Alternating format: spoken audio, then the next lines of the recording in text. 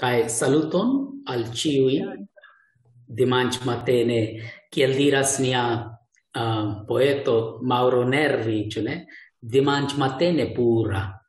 Do, do bonvenon kai koran dankon. Estas jam la tria posttagmeze ĉe vi, mi scias, sed ĉe ni estas la dekunua matene kaj dimanche matene, do en tiu senso. La congresa temo estas pri plantado por la morgao, kaj tiu sento de estonteco estas kerna parto de nia lingvo, ĉu ne? Ni pensas pri la estonteco, ni pensas pri la ne nur la nuno, ne nur la aktuala periodo, sed ankaŭ pri la estonteco. Kai finfine tiu ci lingvo kai tiu ci pensado estas ne nur por ni mem, sed transgeneracia. Ni pensas pri la estonteco kai la aliai generacioj, la estonteco niai posteuloj. Kai en tiu senso educado estas en la centro de tiu pensado pri la estonteco, ĉu ne? Kai mi volis presenti al vi novan projekton, strategiaron pri la estonteco. Nome la Nacia Educa Strategiaro 2020, kiu estis proponita de nia registaro post sufiĉe da konsultado, kaj mi volis fokusi pri la lingvaj proponoj en tiu strategiaro, en tiu dokumento. Kai meti sur la tablo, sur la ekrano, la ĉefajn proponojn pri lingvojn kaj ankaŭ la defiojn, kaj konkludi en la tria parto per kelkaj iniciatoj kiuj estas promeso plenaj. Do tio estas la strukturo de mia prezento. Do se mi rajtas dividi mian ekranon, mi faros tion. Dankon.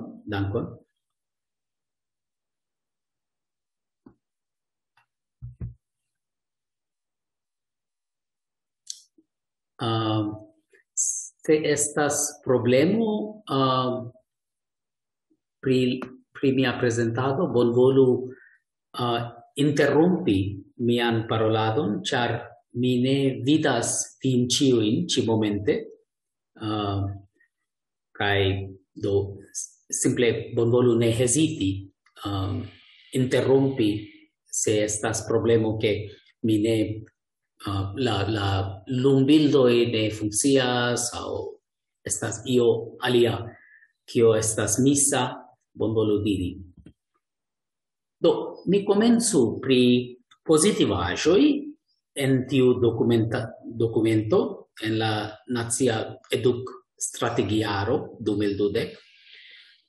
La dokumento diras ekzemple, mi citas nun, kie eblas la instrulingvo almenaŭ ĝis la 5. klaso, sed prefere ĝis la 8. klaso, kaj poste estu la hejmlingvo aŭ gepatra lingvo aŭ loka lingvo. Poste, kie eblas, la hejmlingvo aŭ loka lingvo daŭre estu instruata kiel lingvo.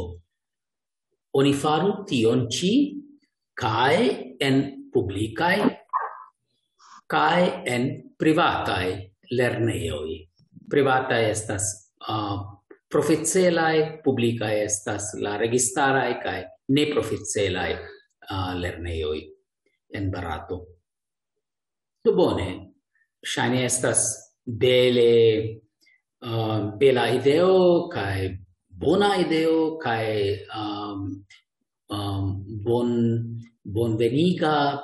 bonveninda ideo kai ni ĉiuj ĝoju pri tiu ĉi vortomado en la dokumento. Sed antaŭ ol eniri tiun lingvan parton, prilingvan parton, mi volas diri ke plej urĝe fakte estas aliaj prioritatoj. Nome ke oni devas post la pandemio malfermi lernejojn kiel eble plej urĝe.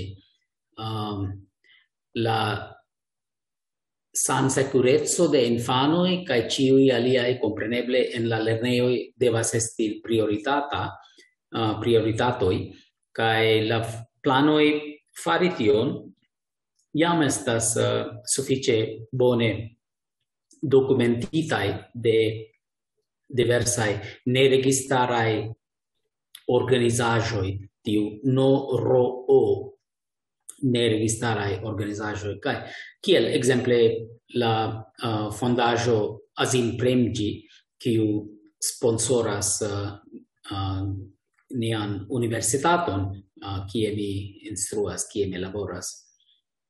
La rajto je edukado dum tiu ĉi periodo estis vere atencita, estas vere malbone traktita danke alla pandemio, aparte por la plej marĝenigitaj, la dalitoj kaj indiĝenoj. Ni nomas la indiĝenojn triboj aŭ adivasoj. Do dalitoj kaj indiĝenoj estis vere malbone traktita dum tiu ĉi periodo.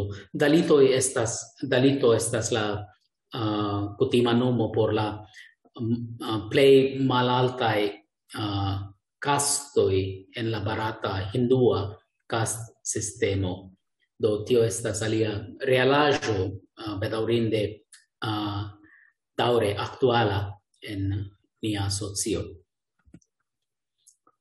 Vidu, la manĝaĵo en la lernejo dum la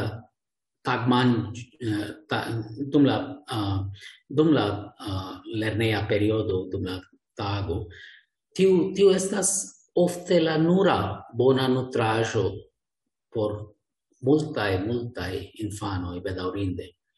Do dum la pasintaj 2 jaroj okazis vere estis vere malbona situacio por tiuj infanoj.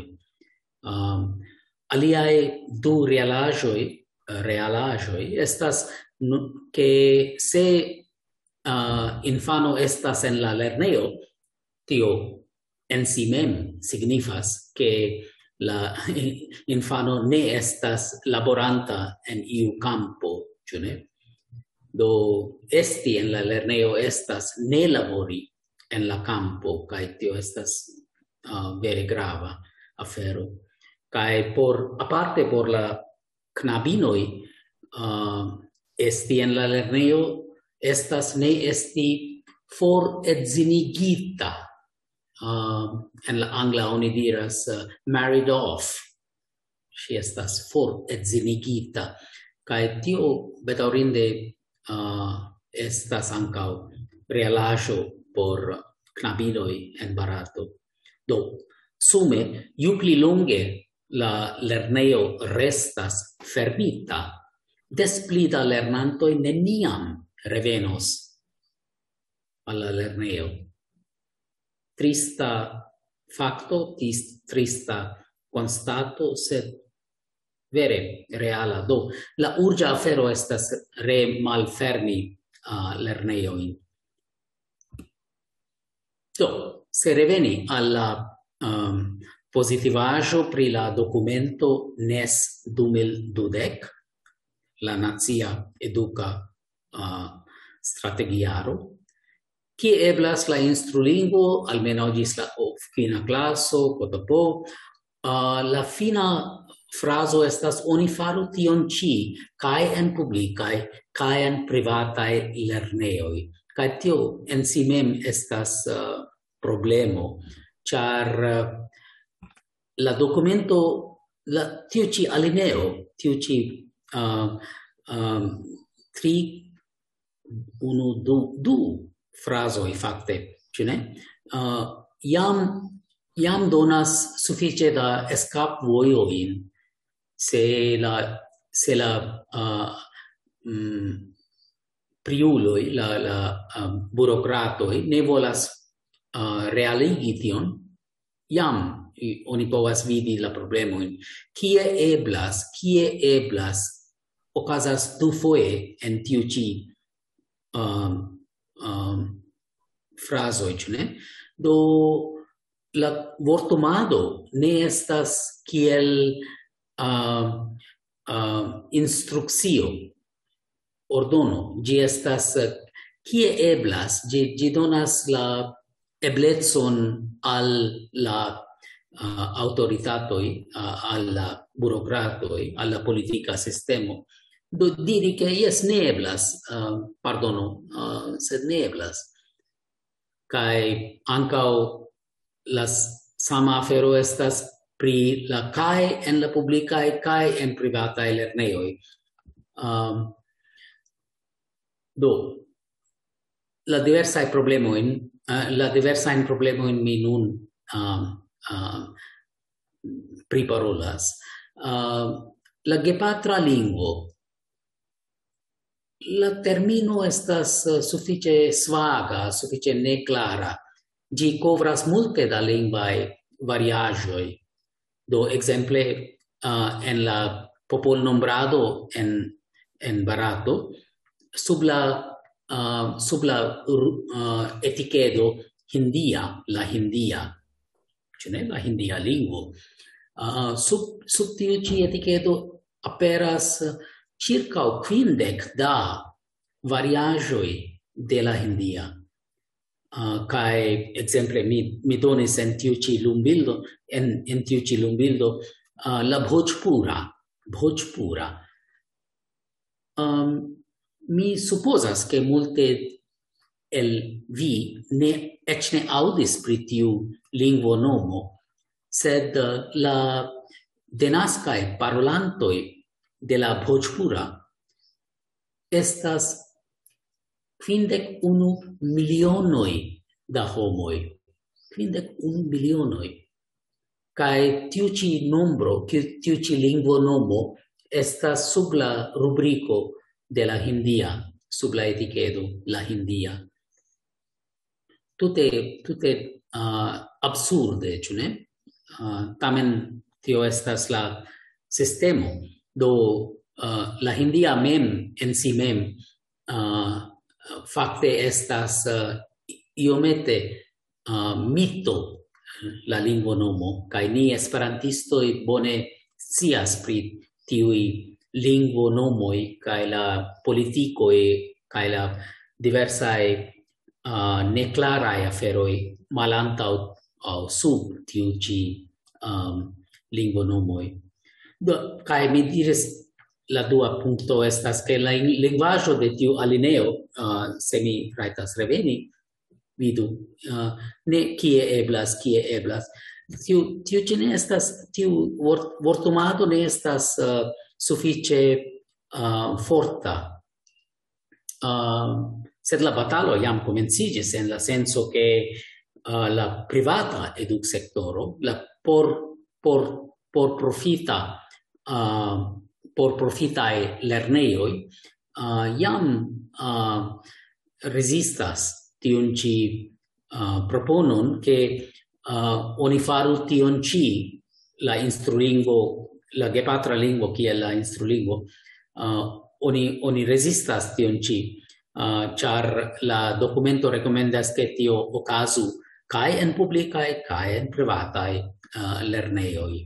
Do la multe da resisto, char la profit modelo de tiui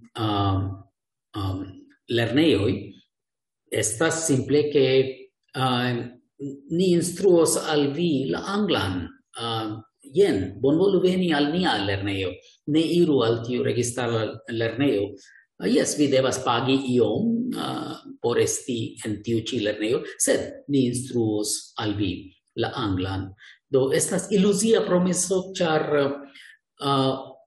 tio ne fakte realigas kutime. Kai nur en la altkostai lerneioi fakte lerneanoi lernas la anglan suffice bone. Ne en tiui malaltkostai anglalingvae privatae lerneioi. Do compreneble ili resistas, char tiu ci alineo la instrulingvo estu la heimlingvo kotopo atacas la profit modelon de tiui lerneioi. Nu, complice, mal simplige, estas ankaŭ alia batal fronto, se tiel diri, nome che la registara sistemo en plurae gubernioi, la lando consistas el pli malpli 30 gubernioi, la gubernioi mem changas sian educsystemon kai enkondukas anglalingvan lernadon. Do estas se la gubernio mem tion faras anstataŭ instrui la infano en la propra lingvo aŭ la se ne la hejma lingvo almenaŭ la regiona lingvo.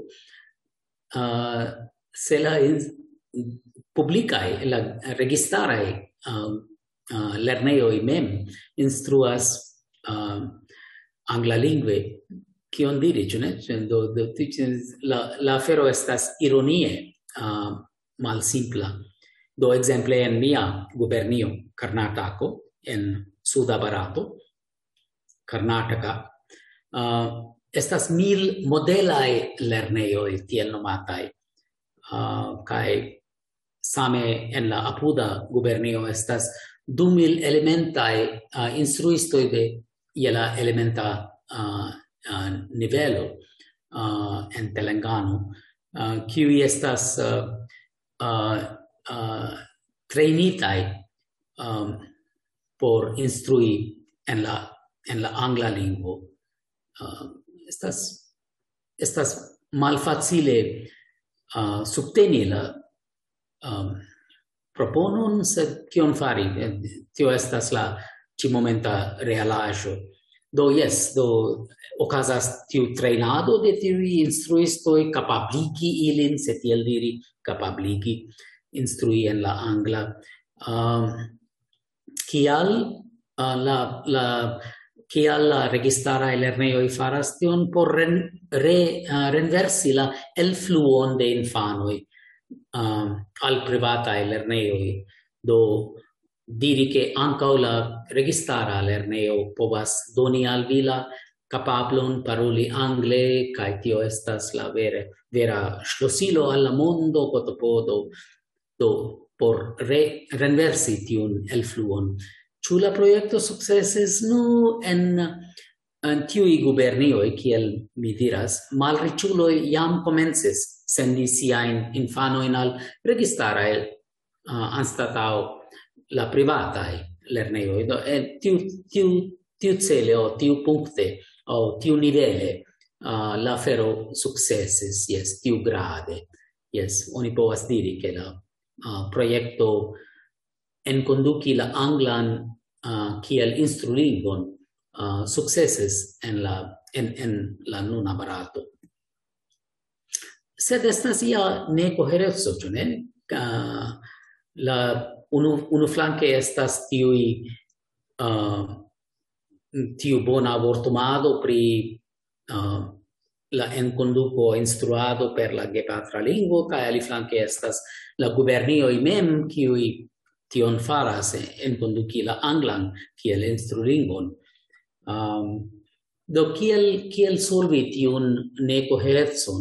Tio estis unu el la aferoj pri kiuj ni en la universitato pripensas.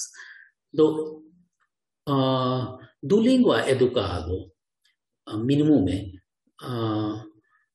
do estas tio eble estas la unu el la solvoj. La dokumento cetere NES 2020 plurloke aprobas dulingvan edukadon, do espereble oni realigos tiun celon sufiĉe fruktodone por niaj lernantoj. Do mi vidas ke jam estas sufiĉe da tempo. Do mi havas nur kelkajn punktojn. Do en tiu senso oni povas diri ke la trejnado de instruistoj por instrui anglalingve estas prepar-laboro. Prepar-laboro por finfine dulingva edukado. Do se oni volas fakte realigi tiun celon, oni necesas, ĉu ne? Necesas prepari materialon de sube por lernantoj kaj de supre por instruistoj. Do oni bezonas lernolibrojn por la lernantoj, dulingvaj, oni devas havi dulingvajn lernolibrojn, kaj ankaŭ oni devas havi train materialon por instruistoj, por ke ili kapablu instrui dulingve, kaj kompreneble ankaŭ multajn kursojn tiucelajn, ĉu ne? Oni devas havi. Do finfine ŝajne estas ke multaj instancoj en la eduksektoro devas partopreni, kaj ĝuste tie oni esperas ke ankaŭ privataj instancoj, privataj firmaoj interesiĝos pri la preparado de tiu lernomaterialo, kaj oni sukcesos tiri tiujn privatajn instancojn al la tablo por trakti, por prepari kaj kunlabori en la eduka entrepreno. Kaj en la kio pri la supera edukado? Nu, oni bezonas tiujn diversajn instancojn, kiel vi diris, ke cetere historie ja estis pluraj iniciatoj kaj registaraj kaj de neregistaraj organizaĵoj. Sed tiuj dependis ŝlosile sur kelkaj homoj, unuopaj aktivuloj aŭ ŝtatoficistoj. Do en tiu senso, malgraŭ la fakto ke ja estis multaj pluraj iniciatoj, ili estas lokaj kaj ne montriĝis daŭripovaj, simple ĉar ĝi dependis de nur kelkaj homoj. Do ni bezonas sisteman intervenon, ĉu ne? Por ke la afero estu daŭripova. Mi finu per 2 aŭ 3 iniciatoj do la documento proponas starigon de Instituto de Traducado kaj Interpretado. Bone, estas bela ideo, bone. Sed iamaj iniciatoj existas.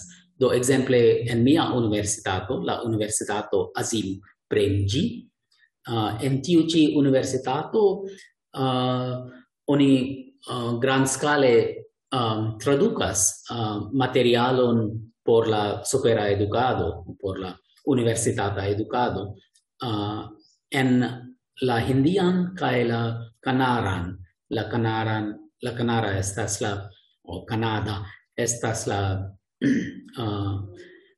lingvo en mia regiono, en Karnatako, kie mi loĝas kaj kie estas la universitato, estas dravida lingvo, parto de la lingvo familio, la dravida lingvo familio.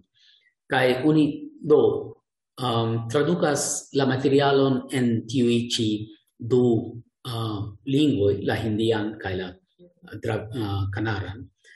La celo estas disponigi legaĵojn de ĉiuj kursoj en la hindian kaj la kanaraj lingvoj. Bone. La dua iniciato kiun mi volas mencii estas la nacia traduk-misio, la NOTOMO. Kaj tiu ĉi iniciato jam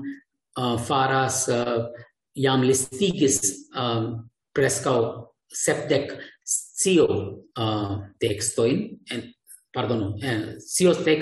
70 preskaŭ 70 fakoj, kaj la celo estas disponigi tiujn tekstojn, tiujn lernolibrojn, bakalaŭrajn plejparte, en la 22 oficialaj lingvoj de la lando. Do estas vere granda, ambicia, grandioza fakte misio, kaj jam estas rezultoj, 60 kelk tradukaĵoj jam estas eldonitaj kaj akireblaj, do oni povas ekzemple studi la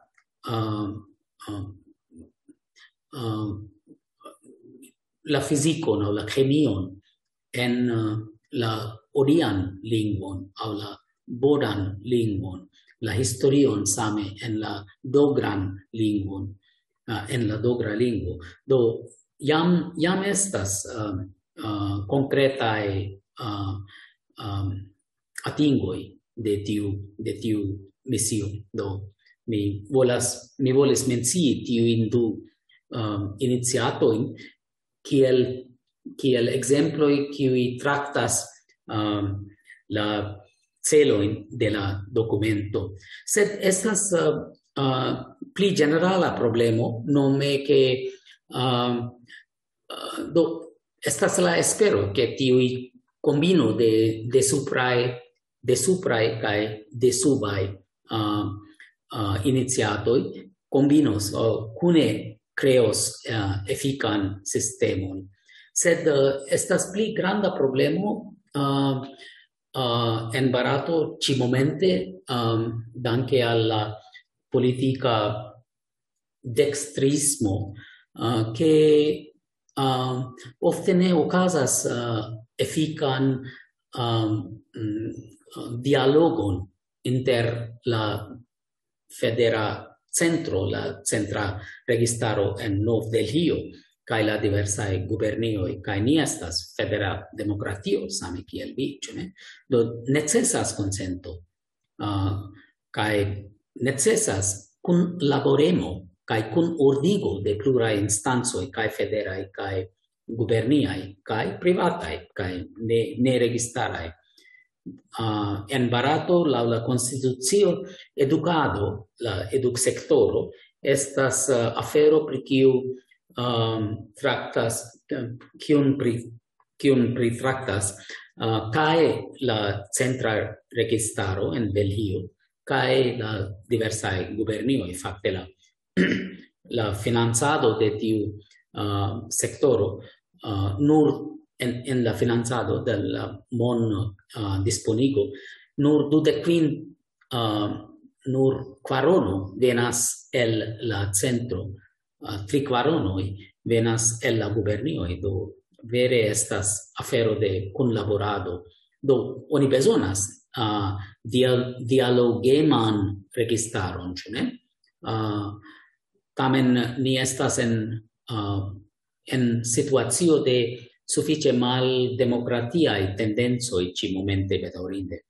Kaj tio ne auguras bone por la eduksektoro kaj ĝenerale por la lando mem.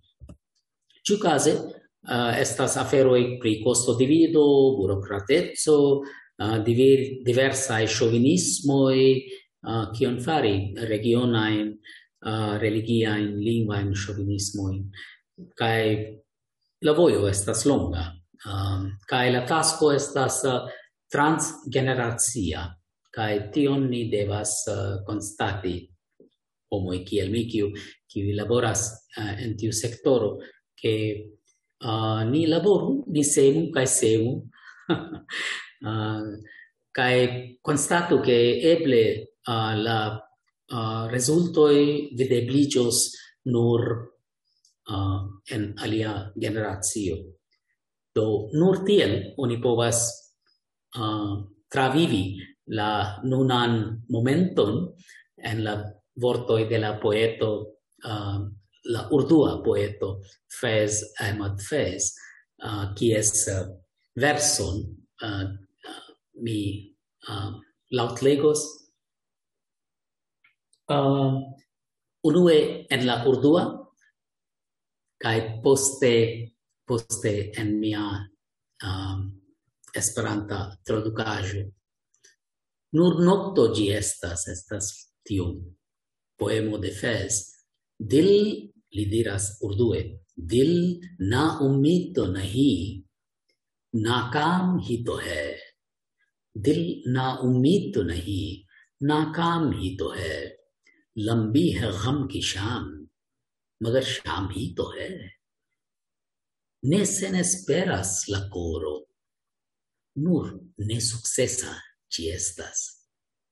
Ne se ne esperas la koro, nur ne sukcesa ĝi estas. Longas la nokto del tristo, sed nur nokto ĝi estas. Koran dankon.